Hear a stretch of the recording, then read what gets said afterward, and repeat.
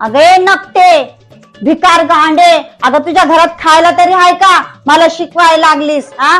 आमच्या इथं तर इथेच वाट घेऊन भीक मागायला आणि मला म्हणती तूच भिकारी म्हणून. अगं दुनियाची तू भिकारी आहेस. काय झालं का सारिका, कुणाला भांडायला लागली तू? हा अहो ही बघा ना आपली शेजारी एक का येते तर येते आपल्या दारात कचरा टाकते आणि मला बघून अशी उडवती कचरा. हा भिकारी, स्वतःच भिकारी मला दुसरं शिकवते. ये येडे इकडे. अगं अगं तिच्या घरामध्ये प्रोग्राम आहे, प्रोग्राम.